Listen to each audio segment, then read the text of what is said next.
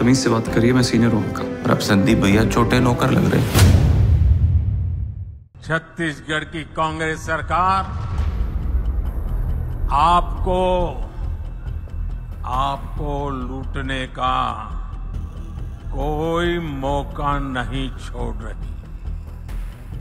इन्होंने तो महादेव के नाम को भी नहीं छोड़ा है कि आनंद फानन में आप नाम रख रहे हो। इसका मतलब ये है कि आप मुझे बदनाम करके, मतलब सबसे ज्यादा डरा हुआ भारतीय जनता पार्टी में मेरे से डरा हुआ, और इसका कारण से वो आरोप लगा कि मुझे बदनाम करना चाहते हैं। महादेव ऐप के प्रमोटरों से करोड़ों रुपए लेने के ईडी के दावों के बाद अब प्रधानमंत्री नरेंद्र मोदी ने भी भूपेश बघेल पर निशाना साधा है। पीएम मोदी ने 4 नवंबर को छत्तीसगढ़ के दुर्ग में चुनावी रैली को संबोधित किया। इस दौरान उन्होंने छत्तीसगढ़ सरकार और मुख्यमंत्री भूपेश बघेल को कई मुद्दों पर घेरा। उन्होंने कांग्रेस पार्टी पर जनता के पैसे लूट कर अपने घर भरने का आरोप लगाया। रैली में महादेव ऐप मनी लॉन्ड्रिंग को लेकर उन्होंने सवाल किया कि दुबई में बैठे घोटाले के आरोपियों के साथ कांग्रेस के क्या संबंध है। दुर्ग भूपेश बघेल का गृह जिला भी है। यहीं पर रैली को संबोधित करते हुए पीएम मोदी ने कहा, छत्तीसगढ़ की कांग्रेस सरकार आपको लूटने का कोई मौका नहीं छोड़ रही। इन्होंने तो महादेव के नाम को भी नहीं छोड़ा है।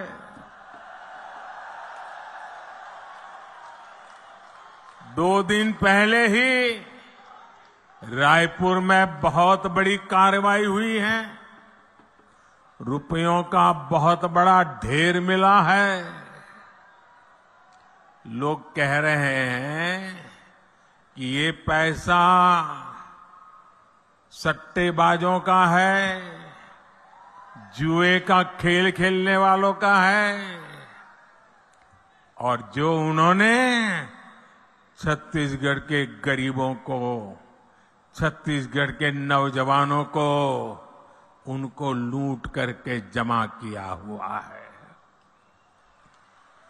लूट के इसी पैसे से कांग्रेस नेता अपने घर भर रहे हैं। पीएम मोदी ने अपनी इस रैली में आगे कहा कि इस पैसे के तार छत्तीसगढ़ के उन तक जा रहे हैं। छत्तीसगढ़ के लोगों को मालूम है ना कहां तक पहुंच रहे हैं। उन्होंने आगे कहा, कांग्रेस सरकार और मुख्यमंत्री को बताना चाहिए कि दुबई में बैठे घोटाले के आरोपियों के साथ उनके क्या संबंध है। आखिर क्यों ये पैसे पकड़े जाने के बाद यहाँ के मुख्यमंत्री बौखला गए हैं। मोदी को तो ये कांग्रेसी दिन रात गालियां देते हैं, लेकिन अब यहाँ के मुख्यमंत्री देश की जांच एजेंसियों और सुरक्षा बलों को भी गाली दे रहे हैं। इसके अलावा पीएम ने कांग्रेस सरकार में हुई कई कथित घोटालों का भी जिक्र किया। प्रधानमंत्री ने दावा किया कि राज्य में बीजेपी की सरकार आने के बाद सभी आरोपियों को जेल में डाला जाएगा। भूपेश बघेल ने भी पीएम मोदी के बयान पर जवाब दिया। उन्होंने कहा कि वो सीधी लड़ाई लड़ नहीं सकते, इसलिए ईडी और आईटी के जरिए ही चुनाव लड़ेंगे। बघेल ने मीडिया को कहा, प्रधानमंत्री जी कहें दुबई के लोगों से क्या संबंध है। मैं आपसे पूछना चाहता हूं, दुबई के लोगों से आपके क्या संबंध है। क्यों लुक आउट सर्कुलर जारी होने के बाद उसकी गिरफ्तारी नहीं हो रही है। ये गिरफ्तारी करने की जिम्मेदारी भारत सरकार की है। क्यों उसकी गिरफ्तारी नहीं हुई। क्यों महादेव ऐप बंद नहीं हुआ। बंद करने की जिम्मेदारी भारत सरकार की है। मैं प्रधानमंत्री से पूछता हूं कि आपके क्या डील हुए हैं, आपके लोगों के साथ क्या डील हुआ है, और डील नहीं हुआ तो फिर बंद क्यों नहीं करते। और बंद नहीं कर रहे इसका मतलब आपने डील कर लिया है, तभी वो मेल करता है। मेल की ऑथेंटिसिटी क्या है, उस मेल की विश्वसनीयता क्या है। कोई भी किसी के नाम से मेल कर देगा। और कोई मेल में कहता है कि हम 508 करोड़ रुपए थे, उसकी जांच की हो, बिना जांच किया आपने आरोप लगा दिया तत्काल। अमित शाह के शब्दों में क्रोनोलॉजी समझिए। प्रधानमंत्री आते हैं, गृह मंत्री आते हैं, उसके पहले ईडी आते हैं, फिर होटल में पकड़ा जाता है। निर्वाचन आयोग क्या कर रहा है भाई, कैसे पैसा आ गया। ईडी आईटी यहाँ घूम रहे हैं, पैसा कैसे होटल तक पहुंच गया। इसका मतलब ये आपका निकम्मापन है। आपने उसको छुपाया और पकड़ लिए, और उसके बाद उन्होंने कहा कि बघेल जी को देना है। तो बघेल जी यहाँ बहुत सारे हैं, कौन से बघेल जी, लेकिन उन्होंने ड्राइवर ने बताया कि बघेल जी को देना। वहां से खबर आई, फिर वहां से मेल आ जाता है। जब मेल आपके पास आ जाता है, इसका मतलब आपके संबंध हैं, आपके उसे संपर्क है, और संपर्क है तो उसको गिरफ्तार क्यों नहीं करते? जो सोनी है, वो सौरभ चंद्राकर है, रवि उप्पल है, इसकी गिरफ्तारी क्यों नहीं हो रही है? और महादेव बंद क्यों नहीं हो रहा है? लगातार चल रहा है। इसका मतलब ये है कि आपके संबंध है प्रधानमंत्री जी, आपके पार्टी के लोगों के संबंध है और आपके लोगों के द्वारा लेन देन हुआ है, इस कारण से उनके खिलाफ कार्रवाई नहीं हो रही है। मेरा सीधा आरोप है और उसके कारण हमको बदनाम कर रहे हैं। भूपेश बघेल ने आगे कहा कि भारतीय जनता पार्टी सीबीआई और ईडी जैसी एजेंसियों के सहारे छत्तीसगढ़ का चुनाव लड़ना चाहती है। बघेल ने कहा कि चुनाव के ठीक पहले ईडी ने उनकी छवि खराब करने की कोशिश की है। उन्होंने कहा कि ईडी के जरिए कांग्रेस की सरकार को बदनाम किया जा रहा है। दरअसल ईडी ने दावा किया है कि महादेव सट्टेबाजी ऐप के प्रमोटर्स से सीएम बघेल को नियमित भुगतान हुए, जिसकी कुल राशि 508 करोड़ रुपए है। ईडी के मुताबिक इससे इनपुट मिला था कि महादेव सट्टेबाजी ऐप के प्रमोटर छत्तीसगढ़ में होने वाले चुनाव के लिए कैश डिलीवर कर रहे हैं। इसके आधार पर ईडी ने सर्च ऑपरेशन शुरू किया और असीम दास नाम के व्यक्ति को पकड़ा, जिसके पास से 5.39 करोड़ रुपए कैश मिले। ईडी का कहना है कि इसी व्यक्ति ने बयान दिया है कि उसे कैश बघेल नाम के राजनेता को देने के लिए दिए गए थे, जिसका इंतजाम महादेव बेटिंग ऐप के प्रमोटर्स ने किया। ईडी ने यह भी दावा किया कि सीएम भूपेश बघेल को महादेव ऐप वाले भी पैसे देते आए हैं और अब तक 508 करोड़ रुपए दिए जा चुके हैं। हालांकि ईडी ने इसे जांच का विषय भी बताया है। इसी बीच केंद्रीय मंत्री स्मृति ईरानी ने भी कांग्रेस और भूपेश बघेल के खिलाफ सवाल उठाए। उन्होंने शनिवार सुबह दिल्ली बीजेपी हेडक्वार्टर में एक प्रेस कॉन्फ्रेंस की और सीएम भूपेश बघेल पर निशाना साधा, साथ ही उन पर रिश्वत लेने के आरोप लगाए। कल भूपेश बघेल जी के खिलाफ कुछ चौंका देने वाले तथ्य देश के सामने प्रस्तुत हुए हैं। असीम दास नामक एक व्यक्ति से 5 करोड़ 30 लाख से ज्यादा पैसा बरामद हुआ है। मैं आज आपके माध्यम से कुछ प्रश्न पूछना चाहती हूं। क्या ये सत्य है कि कांग्रेस के नेताओं को छत्तीसगढ़ में शुभम सोनी के माध्यम से असीम दास पैसा पहुंचाते थे? क्या यह सत्य है कि शुभम सोनी के माध्यम से एक वॉइस मैसेज के माध्यम से असीम दास को यह आदेश दिया गया कि वो रायपुर जाएं और बघेल को चुनाव के खर्चे के लिए पैसा दे? क्या यह सत्य है कि 2 नवंबर होटल ट्राइटन में असीम दास से सर्च में पैसा बरामद हुआ? क्या यह सत्य है कि अलग अलग बैंक अकाउंटों से 15 crore 50 lakh prevention of money laundering act के तहत फ्रीज किया गया?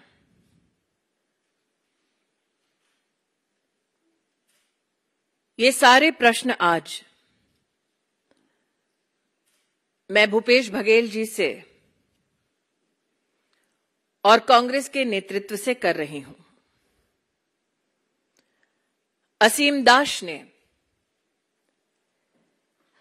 अपने स्टेटमेंट में यह कबूल किया है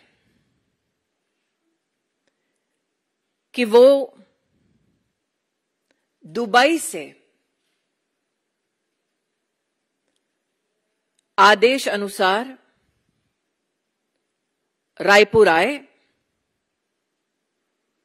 उनको आदेश ये हुआ था कि कांग्रेस के चुनाव के खर्चे के लिए पैसा दिया जाए। असीम दास ने ये कबूल किया कि ये पैसा महादेव ऐप के इलीगल बेटिंग ऑपरेशंस का पैसा है। असीम दास ने कबूल किया कि शुभम सोनी महादेव ऑनलाइन बुक के टॉप लेवल मैनेजमेंट में शामिल हैं।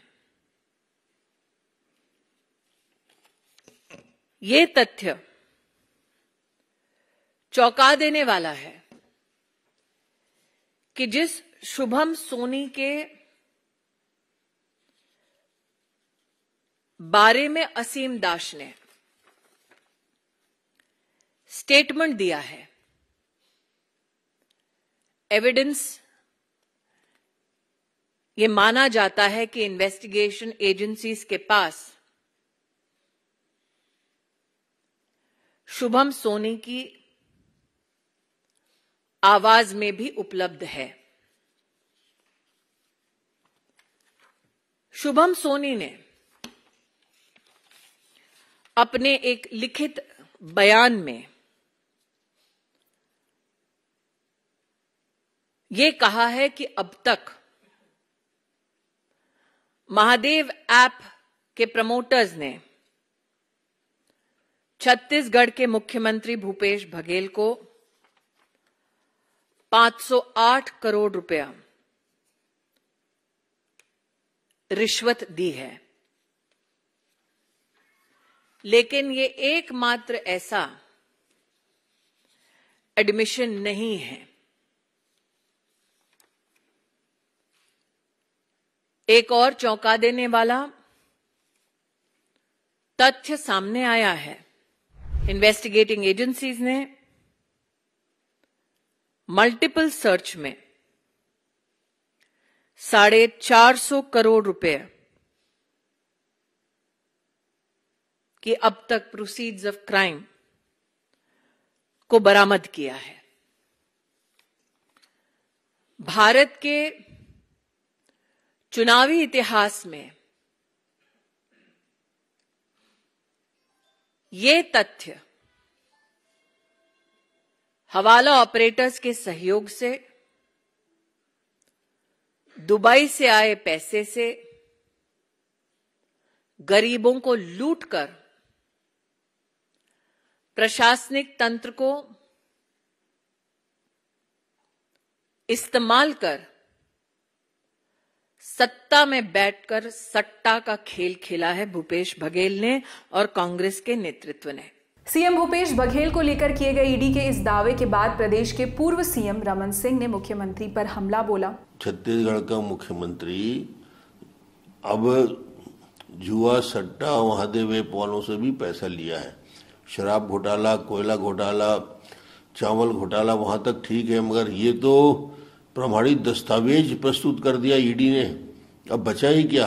किसी राज्य के मुख्यमंत्री के लिए इससे ज्यादा शर्मनाक बात और क्या हो सकती है कि प्रमाण के सहित दस्तावेज में 508 करोड़ लेना बताया गया है। किसी व्यक्ति के ऊपर इतना बड़ा आरोप लगे तो उसे उस पद में रहने का अधिकार नहीं बचता। भूपेश बघेल पर ईडी के आरोपों पर कांग्रेस के तमाम नेता समर्थन में भी आए। मैं बोलूंगा कि मैं जो बघेल साहब को जानता हूं वो बिल्कुल ईमानदार आदमी है।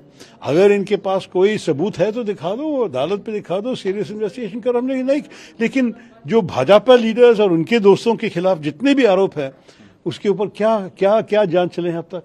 हम ये भी पूछना चाहते हैं कि अगर आप एक इन्वेस्टिगेटिव एजेंसी चला रहे हैं तो सबको इन्वेस्टिगेट कीजिए जहां भी आरोप आए। ये क्या बात है कि आरोप सिर्फ एक पार्टी के खिलाफ है, उनके नेताओं के खिलाफ, सिर्फ विपक्षी नेताओं के खिलाफ। इन आरोपों पर कांग्रेस ने भी मोर्चा संभालने की कोशिश की है। कांग्रेस अध्यक्ष मल्लिकार्जुन खड़गे ने इस मामले को लेकर कहा, हमारे कार्यकर्ताओं पर एक डर पैदा करने के लिए उन्होंने वहां ED red, income tax raid और सीबीआई रेड, ये करते हुए आपने देखा होगा, पढ़ा होगा।